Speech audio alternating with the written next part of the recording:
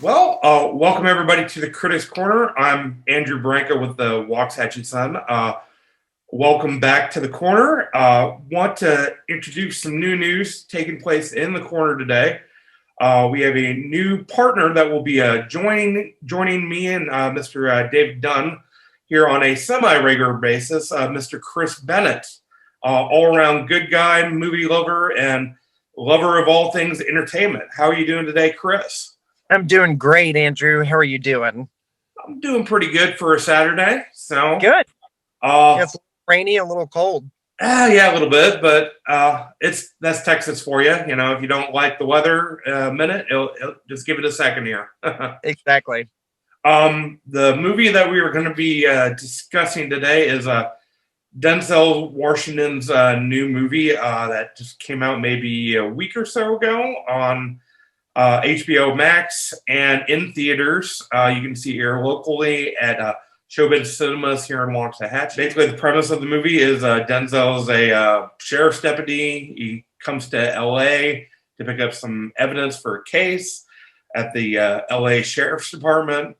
Kind of gets involved with investigating a homicide they're doing, and he connects with another detective, and they kind of track down a serial killer, so to speak. What a wonderful film this was. It's called The Little Things, and it was very, very dark, very gritty.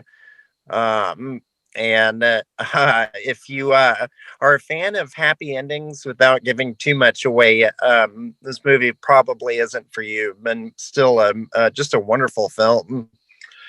We've got Denzel Washington, we've got Rami Malek, and Jared Leto are the three powerhouses of this film, and each person a great actor in their own right.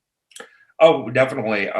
There's a lot of good points to this film, but I mean, there's also a lot of points, in my opinion, that runs against it. I mean, I love Denzel. I think has had a tremendous body of work over the years. I think the first act of this film was really well done. You have a great chemistry between Remy Malek and Washington on screen. Uh, Denzel has played a number of cops throughout his career. I mean, more notably where he won his Oscar in Training Day, and just a bunch of other films where he's kind of taken on that role. But I don't know. I mean, the beginning to me was really good, but I think that just the second act of the film was just kind of a letdown, personally. Yeah, it kind of petered out a little bit. Quick trivia question for you: what was Denzel Washington's big break? Big break. I think he was on Saint Elsewhere. That is correct. Yep, Saint Elsewhere. What a wonderful show that was. A lot of people got their start with that show. Oh yeah, Howie Mandel, Helen Hunt. Anyway, really quick, one more trivia factoid. The person who played Denzel Washington's boss, the sheriff, was played by Glenn Morshower, who is from Dallas, Texas. Oh really? I did not know that. Yep. So we got a Yep. kind of a local person here in the movie. Exactly. I actually have a friend who's in the entertainment industry, who talks nothing about else except for what a wonderful person Glenn Morshower is, and he's been her mentor through her acting career process. So, anyway, fun trivia factoid for you. But yeah, the Rami Malek, I thought this was a great role for him. I, he was just kind of a no nonsense, get business done type character, and so a little bit of a stretch from his portrayal of Queen, but anyway. What were your letdown points for the movie, Andrew? Well, I just kind of thought that the writing in the movie just they got kind of bored with it. They got to a point where they couldn't figure out an ending that really fit well with the direction they were going in, and they just came to the point and said, "Oh well, we really kind of need something to end this up." And, not to give any spoilers away, but it just felt like something that was maybe put together at the last minute, and you had all this build up throughout this entire movie, but it just really just didn't seem to have a good conclusion to it.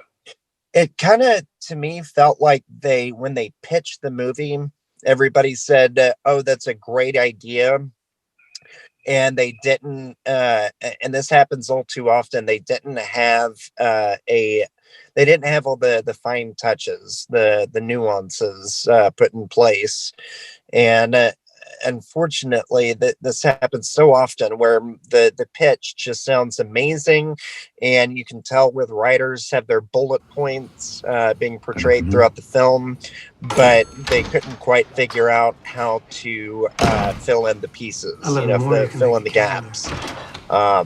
So hey, stranger. again, not to take Tired away of from the film, I steaming thought up it was that a very glass? interesting film. Crazy. It's, nothing groundbreaking by any means, but I did love how This is the part where they I start feeling had this trap. Rami Malek's Find out. character more or less being the younger version of Denzel Washington's character. There were a lot of similarities between the two characters, and I thought that was well done. How Rami Malek was going in the same trajectory as Denzel Washington's character.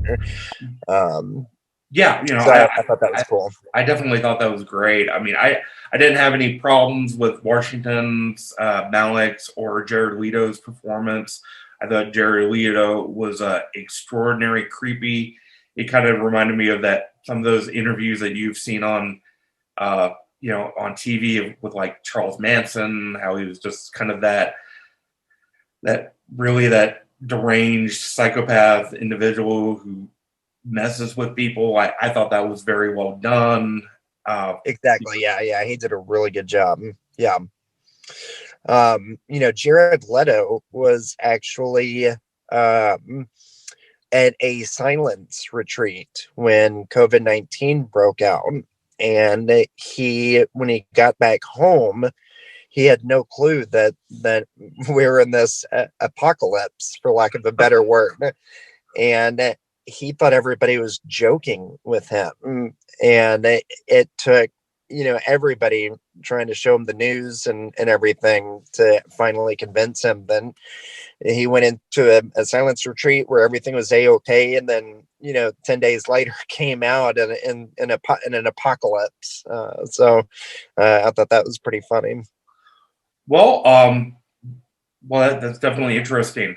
I would say we've come to the point where we have to give a rating on 1 to 10 on this. I mean, after seeing this movie, I think it's not one of Washington's greatest movies. I kind of equate it to John Q, which came out in 2002, which, it was all right, but, it's not memorable. No one's going to run out and get a copy of, oh my gosh, I got to go see John Q. And I think that's going to be kind of the same thing with The Little Things. So, out of 10, I give it a 7. Yeah, I was thinking about a 6. It's a good, what I call a popcorn film, where if you just want entertainment, don't bring the kids to this one, or if you're watching at home, maybe wait for them to go to bed. It's fairly graphic, a little bit of nudity, and strong language. Yeah. It's definitely a hard R rating. But most for sure it is. Yeah. I would give it a 6 on the scale of 1 to 10. And just like I said, a good popcorn flick.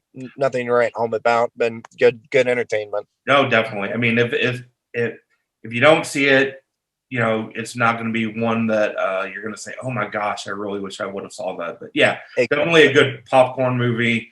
If you have a couple hours to kill, this will definitely be.